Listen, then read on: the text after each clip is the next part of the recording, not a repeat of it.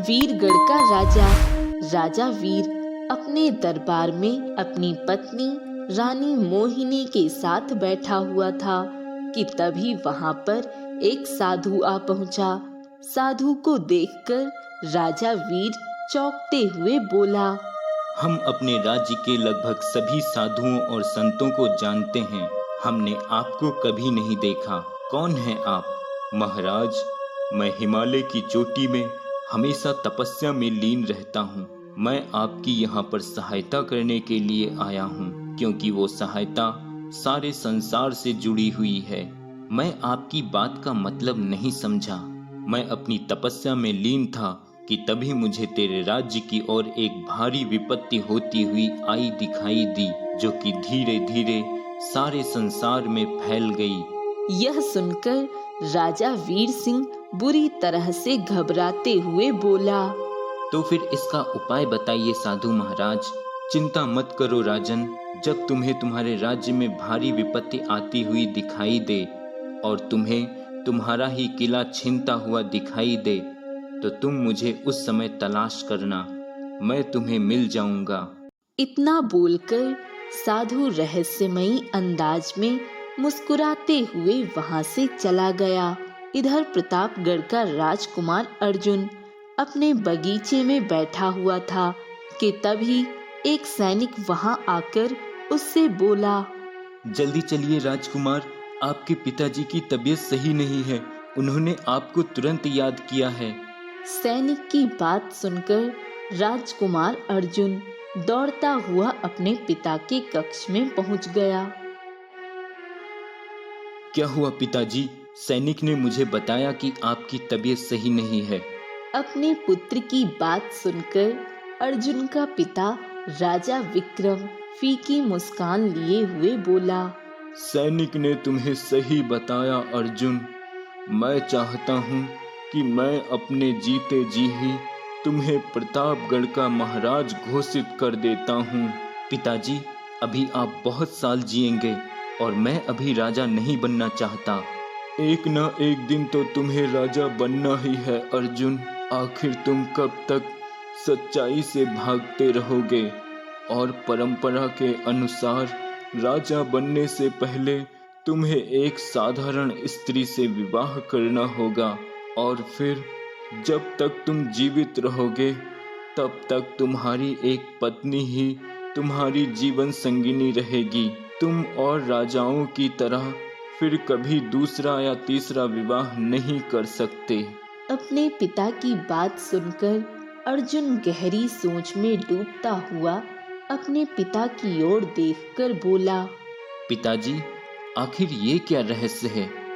मैं बचपन से सुनता चला आ रहा हूँ कि हमारे परिवार में राजा बनने से पहले किसी साधारण स्त्री से विवाह किया जाता है और उसके बाद ही उसे राजा घोषित किया जाता है, और फिर वह दूसरे राजाओं की तरह दूसरा विवाह भी नहीं कर सकता।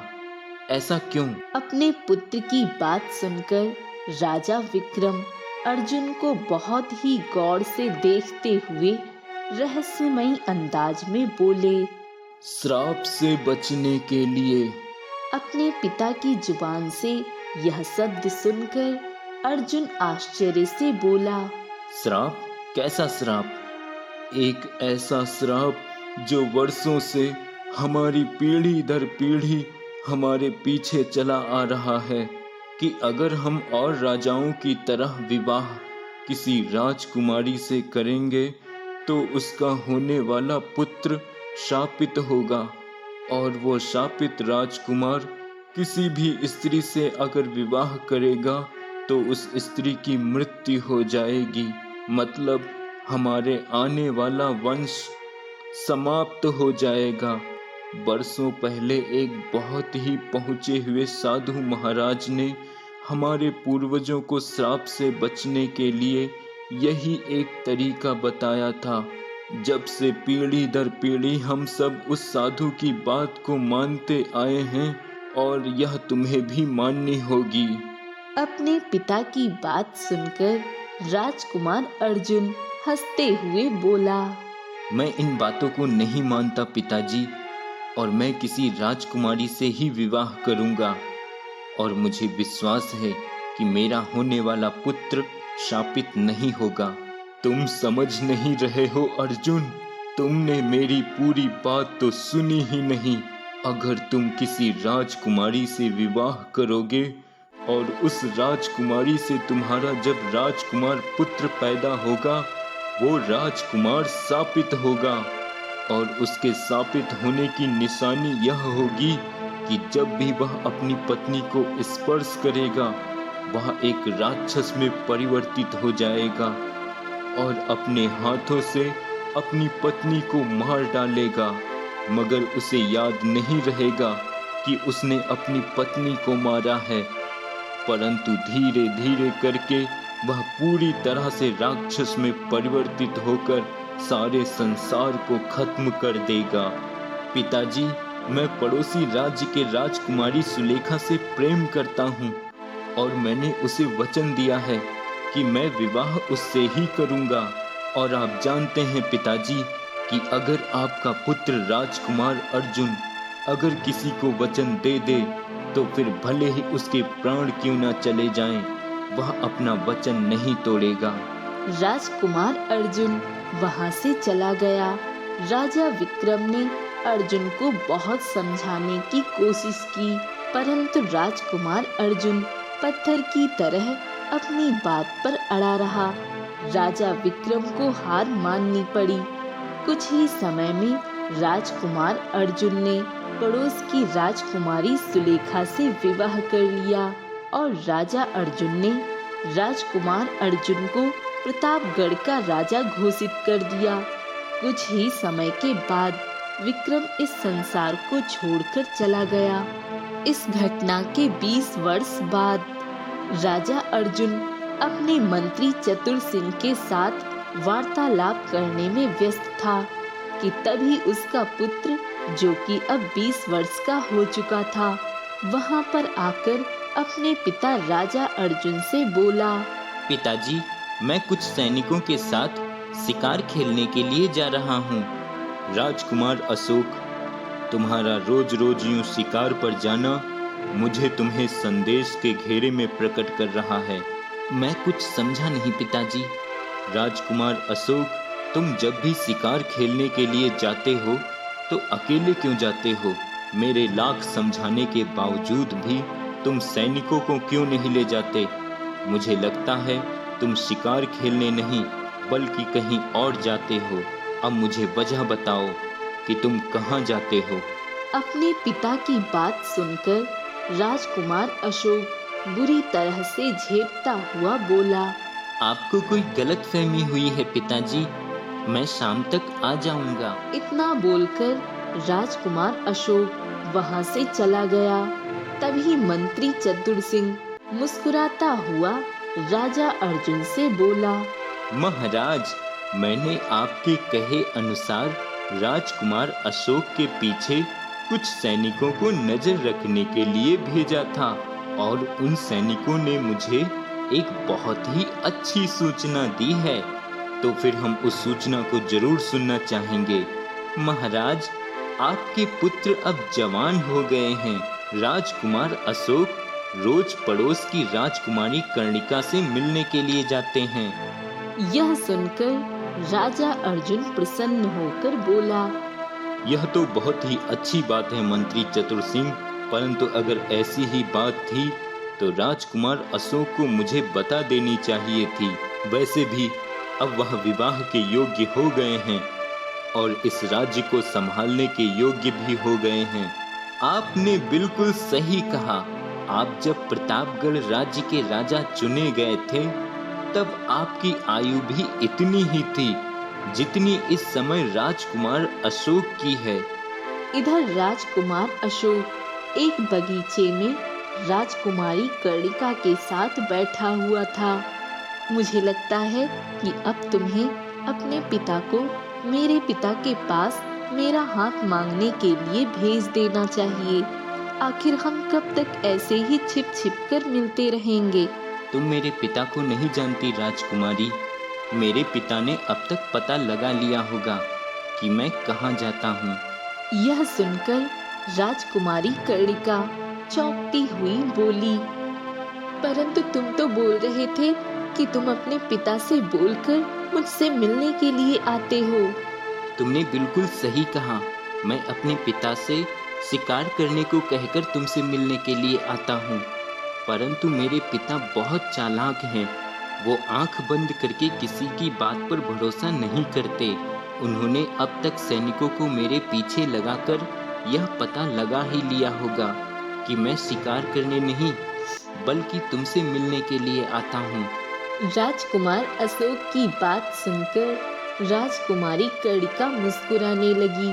कुछ देर बाद राजकुमार अशोक राजकुमारी से मिलने के बाद अपने घोड़े पर बैठकर कि तभी राजकुमार अशोक ने देखा कि एक भेड़िया झाड़ियों में छिपा हुआ एक सुंदर हिरनी को खा जाने वाली नजरों से देख रहा था। यह देखकर राजकुमार अशोक का हृदय पिघल गया और वह अपने आप से बोला, अगर मैंने इस हिरनी की जान नहीं बचाई तो यह भेड़िया बेचारी इस हिरनी को मार देगा और इस हिरनी के बच्चे यही समझेंगे कि उसकी माँ उनके लिए खाना लेने गई है। मुझे कैसे भी करके इस हिरनी को बचाना होगा।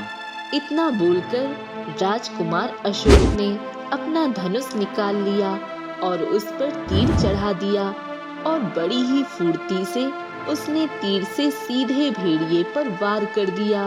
भेड़िया एक चीख के साथ वहीं पर शांत हो गया। यह देखकर हिरनी बहुत गौर से राजकुमार अशोक को देखने लगी। हिरनी को अपनी ओर देखता देख राजकुमार अशोक आश्चर्य से बोला, अजीब बात है, भेड़िए की चीख सुनकर हिरनी को भाग जाना चाहिए था, मगर यह तो मुझे ऐसे गौर से देख रही है मानो कि हिरनी नहीं बल्कि कोई स्त्री हो, मतलब मनुष्य। यह कोई आम हिरनी नहीं हो सकती। तभी वो हिरनी एक स्त्री की आवाज में राजकुमार अशोक की ओर देखकर बोली, तुम वाकई बहुत दयालु हो राजकुमार अशोक, तुमने मेरी जान बचाई। अगर तुम मेरी जान ना बचाते तो मैं तुम्हें वह रहस्य कभी ना बताती जो कुछ समय बाद तुम्हारा जीवन बदल देगा। तुम तो एक हिरनी हो, फिर तुम मनुष्य की आवाज में कैसे बात कर सकती हो? मैं कोई साधारण हिरनी नहीं हूँ, बल्कि मैं एक मायावी हिरनी हूँ। मैं कहाँ से आई हूँ और कहाँ जाऊँगी यह जानना तुम्हारे लिए जरूरी नहीं है। तुम्हारे लिए जानना जरूरी यह है राजकुमार अशोक कि तुम एक श्रापित राजकुमार हो। श्रापित राजकुमार? तुम कहना क्या चाहती हो? मेरी बात ध्यान से सुनो। मैं जानती हूँ कि तुम श्रापित हो, मगर तुम इस बात को नहीं जानते। जब तुम्हारा विवाह होगा और तुम अपनी पत्नी को स्पर्श करोगे, तुम उसी समय एक राक्षस में परिवर्तित हो जाओगे और अपनी पत्नी की अपने ही हाथों से हत्या कर दोगे। परंतु राजकुमार अशोक, तुम्हें याद भी नहीं रहेगा कि तुमने अपने ही हाथों से अपनी पत्नी की हत्या की है, लेकिन उसमें तुम्हारा कोई दोष नहीं होगा, क्योंकि तुम जिस समय अपनी पत्नी की हत्या करोगे तुम अपने होश में नहीं होगे, परंतु बाद में धीरे धीरे तुम्हें एहसास होगा कि तुम शापित हो। तुम्हारे खानदान पर लगा हुआ श्राप का रहस्य वीरगढ़ के किले में छुपा हुआ है। इस बात को हमेशा याद रखना। परंतु तुम मेरे बताए हुए रहस्य को तुम अपने महल में जाते ही भूल जाओगे, क्योंकि तुम भयानक श्राप की चपेट में हो। परंतु तुम चिंता मत करो, अगर तुम भूल भी गए फिर भी मैं तुम्हारी सहायता अवश्य करूंगी, क्योंकि तुमने मेरा जीवन बचाया है।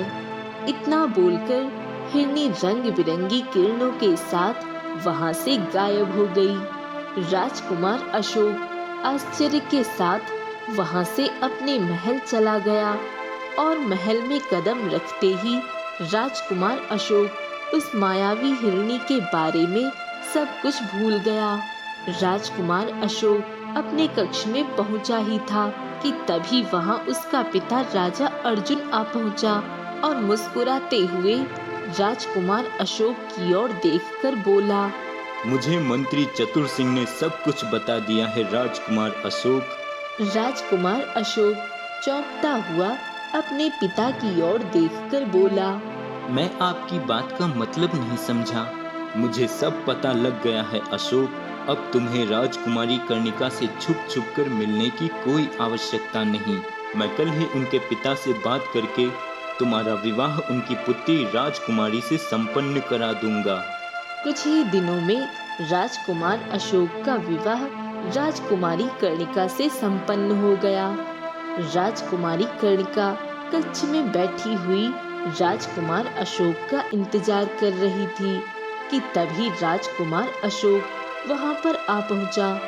मगर जैसे ही राजकुमारी की नजर अशोक पर पड़ी, उसकी गले से दहशत से चीख निकल गई। यह आपको क्या हो गया है राजकुमार अशोक? आपका चेहरा इतना भयानक कैसे हो गया? राजकुमार अशोक का चेहरा बेहद भयानक हो चुका था। उसके हाथ भेड़ियों जैसे पंजे में परिवर्तित हो चुके थे। राजकुमार अशोक राक्षसों की तरह हंसता हुआ बोला। तुम्हारे चीखने से कोई फायदा नहीं होगा, क्योंकि मैं तुम्हें जीवित नहीं छोड़ूंगा।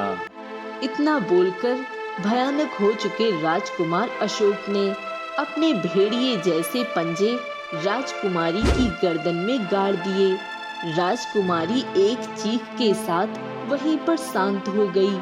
चीख की आवाज कक्ष के बाहर भी टकराई थी। कुछ ही देर में सैनिक वहां पर आ पहुंचे।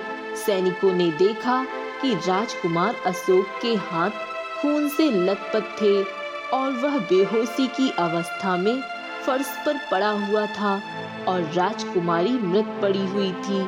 सैनिक तुरंत दौड़ते हुए राजा अर्जुन के कक्ष में पहुंच गए। एक सैनिक कांपते हुए राजा अर्जुन को सारी घटना बताते हुए बोला। महाराज, महाराज, मुझे अभी भी विश्वास नहीं हो रहा कि राजकुमार अशोक ने अपनी पत्नी की हत्या कर दी।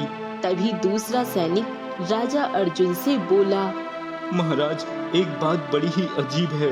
राजकुमारी की गर्दन पर बहुत ही गहरा घाव है, परंतु कक्ष में न कोई तलवार है और न ही कोई चाकू। फिर यह कैसे संभव हो सकता? सैनिकों की बात सुनकर राजा अर्जुन बुरी तरह से चौंक पड़ा। अचानक उसके दिमाग में अपने पिता के कहे हुए शब्द गूंजने लगे। वह सर पकड़कर अपने आप से बोला। इसका मतलब पिताजी सही कह रहे थे। काश मैं उनकी बात मान लेता। मैंने अपने ही हाथों अपने बेटे का जीवन तबाह कर दिया। राजकुमार अशोक वास्तव में श्रापित हो चुके हैं। इतना बोलकर राजा अर्जुन अपने सैनिकों से बोला। जाओ, राजकुमार के उठने से पहले राजकुमारी का अंतिम संस्कार कर दो। सैनिकों ने वैसा ही किया। कुछ समय बाद जब राजकुमार अशोक को होश आया तो उसने अपने सामने अपने पिता राजा अर्जुन को पाया। क्या हुआ पिताजी? आप मेरे कक्ष में क्या कर रहे हैं? मेरी पत्नी कहाँ है? राजा अर्जुन राजकुमार अशोक को सारी घटना बताते हुए बोला। मुझसे बहुत बड़ी भूल हो गई राजकुमार। काश मैं अपने पिता की बात मान लेता तो आज तुम श्रापित राजकुमार नहीं होते। अचानक राजकुमार अशोक का सर घूमने लगा और वह बेहोश हो गया। कुछ देर बाद अचानक राजकुमार अशोक चीखते हुए उठ बैठा। उसके पिता मंत्री चतुर सिंह के साथ उसके कक्ष में ही बैठे हुए थे। क्या हुआ राजकुमार अशोक? क्या तुमने कोई भयानक सपना देखा?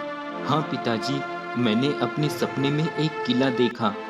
मैंने देखा कि उस किले में एक ऐसा रास्ता भी है जो पाताल लोक की तरफ जाता है। अपने सपने में मैं उस किले के निचले हिस्से में सीढ़ियों से नीचे की ओर जा रहा हूँ। तभी वहाँ पर एक गोल आकार की रंग बिरंगी किरणों से स्वर्ण द्वार बन गया।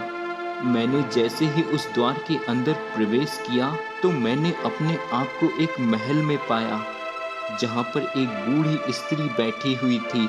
अचानक उस बूढ़ी स्त्री का चेहरा बेहद भयानक हो गया और वह मुझे देखकर हंसती हुई कहने लगी कि वह देखो, शापित राजकुमार। राजकुमार अशोक की बात सुनकर मंत्री चतुर सिंह राजकुमार अशोक की ओर देखकर बोला, राजकुमार अशोक, अगर ये सपना आपको दोबारा आए तो मुझे जरूर बताना। हो सकता है कि यह आपके लिए कोई संकेत हो। उस दिन के बाद राजकुमार अशोक को रोज रोज वह सपना आने लगा। एक दिन राजकुमार अशोक मंत्री चतुर सिंह से बोला, मुझे अब सपना बार बार आ रहा है मंत्री जी, आप चिंता मत कीजिए। राजकुमार अशोक, क्या आपको अपने सपने में दिख रहा वह किला याद है? हाँ, मुझे याद है। मैंने आज एक कारीगर को बुलवाया है। आप उसे अपने सपने में दिख रहे उस किले की बनावट के बारे में बताना। वो हूबहू उस किले की तस्वीर को कागज के पन्ने पर उतार देगा। और ठीक वैसा ही हुआ। कुछ ही देर में प्रतापगढ़ का एक जाना माना कारीगर वहां आ पहुंचा। राजकुमार अशोक उसे किले की बनावट और सुंदरता के बारे में बताने लगा। उस कारीगर ने एक कागज का टुकड़ा राजकुमार अशोक को पकड़ा दिया। राजकुमार अशोक कागज में बने हुए उस किले को देखकर मंत्री चतुर सिंह से बोला, ये किला तो हूबहू वही किला है जो मुझे अपने सपने में दिखाई देता है। उस किले की तस्वीर को देखकर मंत्री चतुर सिंह बोला, राजकुमार अशोक, यह किला तो वीरगढ़ के राजा वीर का किला है। मैं इस किले को अच्छी तरह से पहचानता हूँ। अचानक राजकुमार अशोक की आंखें हरी हो गईं और वह क्रोधित अवस्था में मंत्री चतुर सिंह की ओर देखकर बोला, वीरगढ़ के राजा को हमारी तरफ से एक सैनिक भेज उसे कहो 1 हफ्ते के अंदर अंदर वह उस किले को खाली कर दे, नहीं तो हम अपनी सेना लेकर उसके किले में घुस जाएंगे और उसके परिवार को मारकर उसके किले को अपने कब्जे में कर लेंगे। यह सुनकर राजकुमार अशोक का पिता बुरी तरह से चौंक पड़ा। सच तो यह था कि उसे अपने पुत्र से इस तरह की बिल्कुल भी उम्मीद नहीं थी। यह तुम क्या कह रहे हो बेटा? युद्ध अच्छा नहीं होता। मैंने आपसे आपकी सलाह नहीं मांगी पिताजी। मैं जो बोल रहा हूँ उसे करिए। मत भूलो राजकुमार अशोक कि मैं तुम्हारा पिता हूँ और अभी भी प्रतापगढ़ का राजा हूँ। तभी राजकुमार अशोक कुटिल मुस्कान लिए हुए अपने पिता की ओर देखकर क्रोधित अवस्था में बोला, और आपको हटाना मेरे लिए दाएं हाथ का खेल है। इतना बोलकर राजकुमार अशोक गुस्से से पैर पटकता हुआ वहां से चला गया। तभी मंत्री चतुर सिंह राजा अर्जुन से बोला, महाराज, राजकुमार जो कह रहे हैं उसे करिए। मुझे लगता है कि उनके ऊपर अब श्राप हावी होने लगा है, वरना मैं राजकुमार को अच्छी तरह से जानता हूँ। वह तो दयालु हैं। तुम सही कह रहे हो। अब मुझे वह सब कुछ समझ आ रहा है। पिताजी ने कहा था कि जैसे ही श्रापित राजकुमार अपनी पहली पत्नी को स्पर्श करेगा, वह राक्षस के रूप में आकर अपनी पत्नी को मार देगा। शायद वही राक्षस राजकुमार के ऊपर धीरे धीरे हावी होने लगेगा। कुछ ही देर में एक सैनिक वीरगढ़ के राजा वीर के सामने खड़ा हुआ था। राजा वीर, जो कि अब बूढ़ा हो चुका था, उसके बगल में उसकी पुत्री राजकुमारी सुकन्या बैठी हुई थी। राजकुमार अशोक का सैनिक राजा वीर सिंह की ओर देखकर बोला, प्रतापगढ़ के राजकुमार अशोक का आदेश है कि राजा वीर सिंह अपने परिवार सहित इस किले को खाली कर दें। अगर उन्होंने उनका आदेश मानने से इनकार किया तो वह अपनी सेना लेकर उनके राज्य में तबाही मचा देंगे और जो भी मिलेगा उसे खत्म कर देंगे। यह सुनकर राजा वीर सिंह गुस्से से सैनिक से कुछ कहने ही वाला था कि तभी उसका मंत्री भैरव सिंह सैनिक से बोला, हम इस बारे में सोच विचार करने के बाद इस बात का जवाब देंगे। तब तक मैं आपके ठहरने के लिए अतिथि का कमरा तैयार करवा देता हूँ। सैनिक वहां से चला गया। राजा वीर सिंह अपने मंत्री से बोला, ये तुमने क्या कहा? हम उसे जवाब देना चाहते थे। महाराज, आप शायद राजकुमार अशोक के पिता अर्जुन को नहीं जानते। उनके पास हमारे सेना से बहुत अधिक सेना है और हमारे योद्धाओं से अधिक बलशाली योद्धा हैं। अगर वह हमारे राज्य में घुस आए तो तबाही मचा देंगे और आप चाहकर भी उनसे जीत नहीं पाएंगे। यह सुनकर राजा वीर सिंह बुरी तरह से चिंतित हो गया। अचानक उसकी पत्नी रानी मोहिनी वहां आकर बोली, लगता है 20 वर्ष पहले साधु महाराज ने इस राज्य की तबाही की जो भविष्यवाणी की थी वो सच होने वाली है। यह सुनकर राजा वीर सिंह बुरी तरह से चौंक पड़ा और रानी मोहिनी से बोला, तुम बिल्कुल सही कह रही हो। मुझे याद है कि उस समय साधु महाराज ने कहा था कि बहुत जल्द मेरे राज्य में भारी विपत्ति आने वाली है और यह भारी विपत्ति का ही संकेत है। उन्होंने यह भी कहा था कि तुम उन्हें तलाश करोगे। मुझे लगता है कि वह समय आ चुका है। राजा वीर सिंह पागलों की तरह साधु को तलाश करने लगा। कुछ घंटे जंगलों की खाक छानने के बाद अचानक राजा वीर सिंह को वो साधु एक वृक्ष के नीचे बैठे हुए दिखाई दिए। राजा वीर सिंह तुरंत वहां पहुंचकर सारी घटना बताते हुए साधु से बोला, यह मेरे राज्य में भारी विपत्ति के संकेत हैं साधु महाराज, चलो मेरे साथ। साधु राजा वीर सिंह के साथ तुरंत महल में आ गए और राजा वीर सिंह की ओर देखकर बोले, राजकुमार अशोक को उसके पिता सहित अपने महल में आमंत्रित करो। वीर सिंह ने ठीक वैसे ही किया। अगले दिन राजकुमार अशोक अपने पिता के साथ राजा वीर सिंह के साथ महल में खड़ा हुआ था। राजकुमार अशोक मुस्कुराता हुआ बोला, मुझे विश्वास नहीं हो रहा वीर सिंह कि तुमने बगैर युद्ध लड़े हार मान ली, लेकिन तुमने अच्छा फैसला किया, क्योंकि अगर तुम मुझसे युद्ध लड़ते तो तुम्हारी हार निश्चित थी। तभी वहां पर साधु आ पहुंचा और राजकुमार अशोक की ओर देखकर गौर से देखता हुआ बोला, राजकुमार अशोक, मैं जानता हूँ कि तुम दयालु हो और इस समय यह शब्द तुम्हारे नहीं बल्कि तुम्हारे अंदर छुपे हुए उस श्राप के हैं।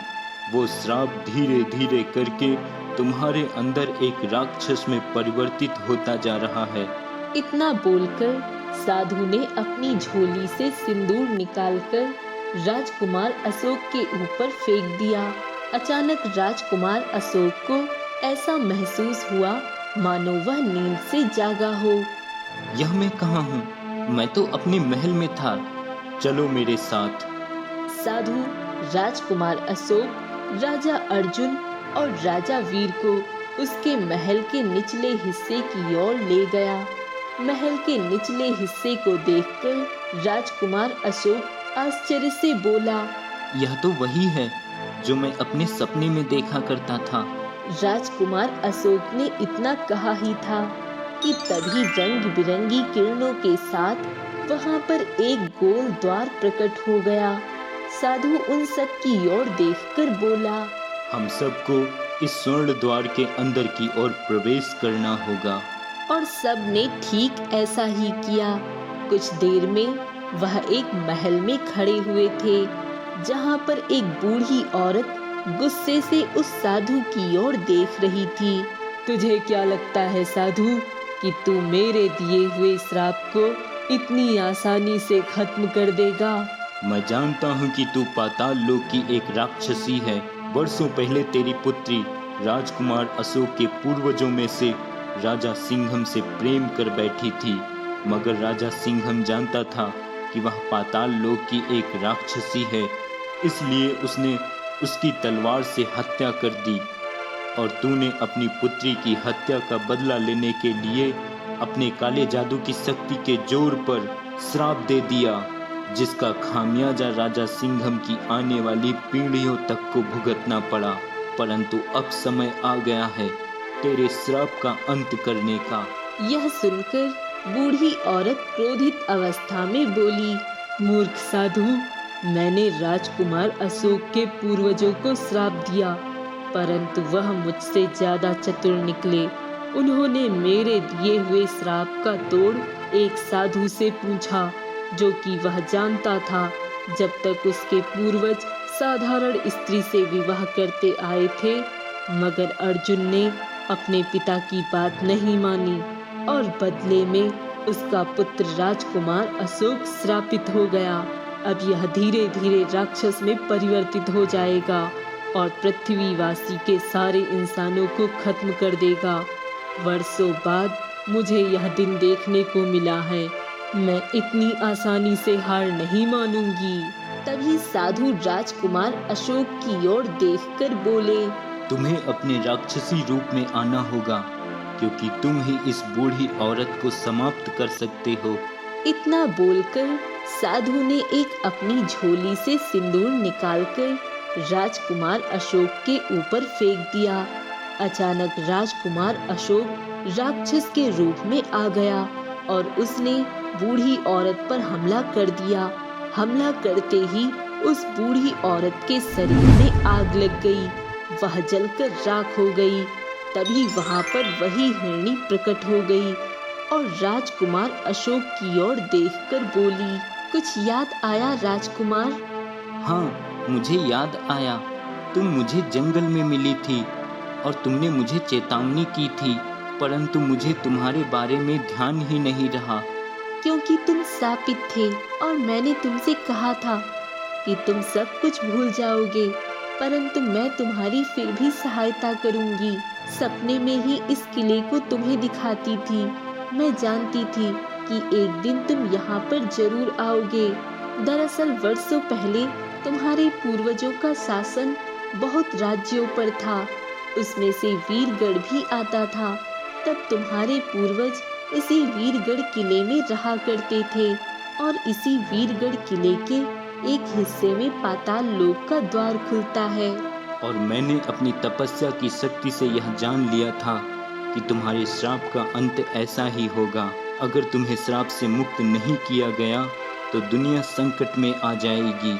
इसीलिए मैं 20 वर्ष पहले राजा वीर सिंह के पास आया था। अब तुम सुरक्षित हो। साधु ने इतना कहा ही था कि हिरनी वहां से गायब हो गई और सभी लोगों ने अपने आप को राजा वीर सिंह के महल में खड़ा हुआ पाया। राजा वीर सिंह ने अपनी पुत्री का विवाह राजकुमार अशोक से धूमधाम से कर दिया और उसके बाद सब कुछ सही हो गया।